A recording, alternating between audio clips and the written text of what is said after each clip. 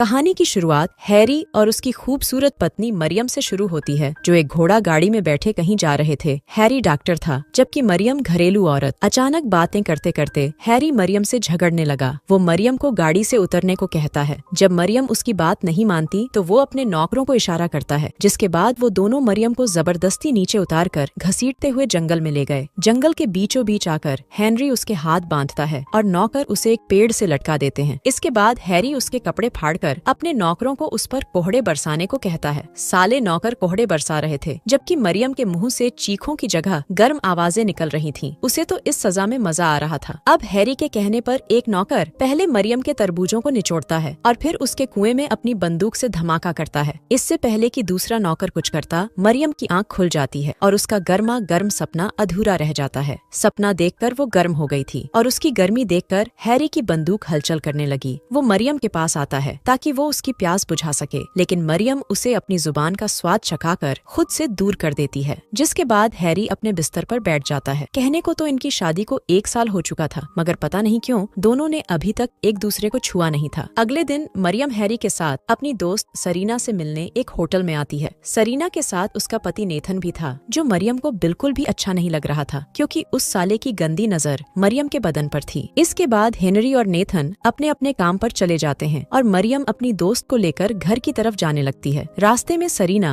उसे एक ऐसी औरत के बारे में बताती है जो बहुत पैसे वाली है, लेकिन फिर भी जिस्मानी मजे लेने के लिए पैसे लेकर अपनी गुफा लुटवाती है। ये सुनकर मरियम की गुफा में भी खुजली होने लगती है और वो सरीना से उस औरत के बारे में पूछने लगती है। रात को जब हेनरी अपना काम कर रहा था तो मरियम उससे पूछती है कि क्या तुमने कभी किसी अमीर औरत के साथ मजे किए हैं। इस पर हेनरी बताता है कि तुमसे मिलने से पहले मैंने कईयों की गुफा में धमाके किए हैं, लेकिन तुमसे मिलने के बाद कुछ नहीं किया। हेनरी की बात सुनकर मरियम को बुरा लगता है और वो नाराज होकर दूसरे कमरे में चली जाती है। मरियम को टेनिस खेलने का बेहद शौक था। वो रोज टेनिस की प्रैक्टिस करती थी। ऐसे ही एक दिन जब वो प्रैक्टिस कर रही थी तो उसकी मुलाकात नेथन से होती है। उसे अकेली देखकर हरामी नेथन उसे छेड़ने लगा। वो उसे बताता है कि सरीना ने मुझे सब बता दिया कि तुम अमीर धंधे वाली औरत में काफी दिलचस्पी ले रही थी। अगर तुम्हें ऐसी ही औरतें पसंद हैं तो मैं तुम्हें उनके बारे में बता सकता हूँ। इतना कहकर वो मरियम को एक अमीर धंधे वाली का एड्रेस बताकर वहाँ से चला जाता है। मरियम की गुफा में तो पहले से ही तूफान मचा हुआ था और नेथन की बातें सुनकर तो उसका बुरा हाल होने लगा था, इसलिए वो फौरन उस एड्रेस पर पहुँच जाती है। अंदर आते ही उसकी मुलाकात बेला नाम की औरत से होती है। बेला इस जगह यानी कोठे की मालकिन थी। वो मरियम के खूबसूरत बदन की तारीफ करते करते उसे समझाती है कि यहाँ तरह तरह के लोग आते हैं। कोई प्यार से मजे लेता है तो कोई गुस्से में मजे करता है। यहाँ लोग अपनी कल्पनाएं पूरी करने आते हैं, जो अच्छी और बुरी दोनों हो सकती हैं। क्या तुम उन्हें खुश कर पाओगी? मरियम तो पहले से ही नए नए तरीके आजमाना चाहती थी, इसलिए वो जल्दी जल्दी हाँ कर देती है, मगर उसकी एक शर्त भी थी कि वो सिर्फ दिन में ही ग्राहक देखेगी। रात होते ही वो अपने घर चली जाएगी। बेला उसकी ये शर्त मान लेती है, जिसके बाद मरियम कल से आने का वादा कर हेनरी से मिलने पहुँच गई। अगले दिन हेनरी अस्पताल चला गया और मरियम बेला के पास पहुँच गई। बेला उसे बताती है कि एक ग्राहक तुम्हारा इंतजार कर रहा है, जाओ जाकर उसे अपने खूबसूरत बदन का रस पिलाओ। इतना कहकर वो उसकी मुलाकात ग्राहक से करवाती है और तभी मरियम को पता चलता है कि वो इस जगह पर अकेली नहीं है, उसके साथ 2 और लड़कियां भी हैं। वो दोनों मरियम को ध्यान से देखने लगती हैं। मरियम के महंगे कपड़े देखकर वो समझ गई थी कि ये यहाँ सिर्फ अपनी गुफा की खुजली मिटाने आई है। दोनों लड़कियां उसे अपने ग्राहक को खुश करने के तरीके बताने लगी, जिसे सुनकर मरियम घबरा गई, लेकिन फिर बेला के समझाने पर वो मान गई। इसके बाद वो ग्राहक के पास जाकर उसे रिझाने लगती है। मरियम का नमकीन बदन देखकर ग्राहक की भूख बढ़ जाती है और वो अपनी बंदूक से मरियम की चीखें निकाल देता है। आज काफी समय बाद मरियम को इतना मजा आया था, इसलिए उसे ये काम काफी मजेदार लगा। कुछ देर बाद वो अपने घर पहुंच जाती है और आते ही अपने अंदरूनी कपड़े आग में जला देती है ताकि हेनरी को कुछ पता न चल सके। थोड़ी देर बाद हेनरी भी अस्पताल से घर आ गया। वो मरियम के साथ बाहर जाना चाहता था, लेकिन उस आदमी ने कुछ ज्यादा ही जोश दिखा दिया था, जिस कारण मरियम की गुफा में दर्द होने लगा था, इसलिए वो हेनरी को मना कर देती है। कुछ दिन आराम करने के बाद जब मरियम फिर से बेला के पास आई तो बेला उसे बताती है कि तुमने तो आते ही कमाल कर दिया, देखो कितने आदमी तुम्हारा इंतजार कर रहे हैं। ये सभी लोग तुम्हारे तरबूजों का रस पीना चाहते हैं, तुम्हारी गुफा में अपना पानी निकालना चाहते हैं। मरियम उसकी बातें सुन ही रही थी कि तभी बेला उसे एक अजीब से ग्राहक से मिलवाती है, जो अपने साथ चाबुक लेकर आया था। असल में ये ग्राहक एक डॉक्टर था और उसकी इच्छा थी कि मरियम उसकी खड़ूस मालकिन बने और वो उसका नौकर। मरियम को कुछ समझ नहीं आ रहा था कि वो साला क्या चाहता है। ये देखकर ग्राहक बेला को बुलाकर मरियम की शिकायत करता है, जिसके बाद बेला उसके लिए दूसरी लड़की लड़की का इंतजाम कर देती है। बेला ने कमरे में दूसरी लड़की को भेज दिया था और वो खुद मरियम के साथ दीवार में बने एक छेद में से अंदर देखने लगी थी। मरियम को ये ठीक नहीं लगता, जिस पर बेला उसे समझाती है कि ये सब देखना जरूरी है ताकि तुम आगे से वो सब कर सको जो ग्राहक चाहते हैं। अगले दिन मरियम एक अमीर बूढ़े आदमी से मिलती है। इस आदमी का नाम जॉन था और वो मरियम को अपने घर ले जाना चाहता था ताकि अकेले में उसके साथ कुछ अलग कर सके। मरियम भी कुछ अलग करना चाहती थी, इसीलिए वो उसकी बात मानकर उसके साथ चल पड़ती है। जॉन मरियम को अपनी मरी हुई बेटी की एक्टिंग करने को कहता है। मरियम बिल्कुल वैसा ही कर रही थी जैसे जॉन चाहता था। इसके बाद जॉन अपनी बेटी से माफी मांगकर रोने लगा। मरियम को तो लगा था कि जॉन अपनी बंदूक से उसकी गुफा में धमाके करेगा, लेकिन वो तो रोना धोना कर उसे अपने घर से भेज देता है। जॉन से मिलने के बाद वो सीधा अपने घर वापस आ गई। जॉन ने मरियम को प्यासी ही छोड़ दिया था, जिस कारण मरियम को मुश्किल से नींद आती है। अगले दिन बेला के कोठे पर दो बदमाश आते हैं। उनमें से एक का नाम मार्शल था और उसे पहली ही नजर में मरियम पसंद आ जाती है। वो जल्दी जल्दी मरियम को कमरे में लाकर उसके साथ शुरू हो जाता है। मरियम को भी मार्शल की बंदूक अच्छी लगी थी। मार्शल के साथ मजे करने के बाद वो हेनरी से मिलती है। वो मरियम के साथ पानी निकालना चाहता था, मगर मरियम की गुफा को तो मार्शल की बंदूक का धमाका ही अच्छा लगा था। उधर मार्शल भी मरियम से मिलने को तड़प रहा था, क्योंकि वो मरियम को पसंद करने लगा था। वो साला बार बार बेला को फोन कर उससे मरियम के बारे में पूछता है और एक दिन वो मरियम से मिल ही जाता है। दोनों एक दूसरे को देखते ही शुरू हो गए। मार्शल चाहता था कि मरियम पूरा दिन उसके साथ रहे, लेकिन मरियम उसे बताती है कि मैं चाहकर भी ऐसा नहीं कर सकती। कुछ दिन ऐसे ही बीत जाते हैं और एक दिन नेथन बेला के पास आता है। वो यहाँ अपनी गर्मी निकालने आया था और तभी मरियम उसके सामने आ जाती है। मरियम को यहाँ देखकर नेथन बेहद हैरान था। उसने तो मरियम से मजाक मजाक में बेला का जिक्र किया था। उसे नहीं पता था कि मरियम इतनी प्यासी है कि अपनी प्यास बुझाने के लिए वो सच में यहाँ काम करने लगेगी। मरियम जल्दी जल्दी उसे अपने कमरे में लाकर कहती है कि तुम हेनरी को इस बारे में कुछ मत बताना, बदले में तुम जैसे चाहो वैसे मेरी गुफा में अपनी बंदूक चला सकते हो। लेकिन नेथन को उसकी गुफा लूटने में कोई दिलचस्पी नहीं थी। वो कहता है कि मैं तुमसे प्यार करता था, मगर तुमने अपनी प्यास मिटाने के लिए धंधा करना शुरू कर दिया। अब मुझे तुम में कोई दिलचस्पी नहीं। इतना कहकर वो उसके पास पैसे रखकर वहाँ से चला जाता है। नेथन की बातों से मरियम को बेहद बुरा लगता है। वो बेला से कह देती है कि मैं ये काम छोड़ना चाहती हूँ। बेला उसे रोकने की काफी कोशिश करती है, क्योंकि मरियम के कारण वो अच्छे खासे पैसे कमाने लगी थी, मगर मरियम नहीं मानती। इतना कहकर वो छुपकर अपने घर जाने लगी ताकि यहाँ से निकलते हुए कोई उसे ना देख सके। लेकिन वो इस बात से बेखबर थी कि मार्शल ने अपने दोस्त को उसके पीछे लगा रखा है ताकि वो मरियम के बारे में ज्यादा जान सके। जैसे ही मरियम अपने घर पहुँचती है, तभी उसके पीछे पीछे मार्शल भी उसके घर आ जाता है। घर में हेनरी की तस्वीर देखकर वो समझ गया कि मरियम शादीशुदा है। साला मार्शल मरियम के प्यार में पागल हो चुका था। वो मरियम को धमकी देता है कि अगर तुमने अपनी गुफा में मेरी बंदूक खाली ना करवाई तो मैं हेनरी को सब बता दूंगा। ये सुनकर मरियम उससे कहती है कि मैं हेनरी से बेहद प्यार करती हूँ, मैं उसे और धोखा नहीं दे सकती, इसलिए मैं आज ही उसे सब बता दूंगी। मरियम की बात सुनकर मार्शल गुस्से में आ गया और नीचे जाकर हेनरी के आने का इंतजार करने लगा। कुछ देर बाद जैसे ही हेनरी आता है तो मार्शल उस पर गोली चला देता है, लेकिन वो खुद ज्यादा दूर नहीं भाग पाता और पुलिस के हाथों मारा जाता है। कुछ देर बाद मरियम अस्पताल में थी। यहाँ हेनरी का इलाज चल रहा था। हेनरी की जान तो बच गई थी, लेकिन अब ना तो वो चल सकता था और ना ही देख सकता था। मरियम ने अपनी कल्पनाओं में जीना छोड़कर हेनरी का ख्याल रखना शुरू कर दिया था। इसी के साथ इस कहानी का यही अंत हो जाता है।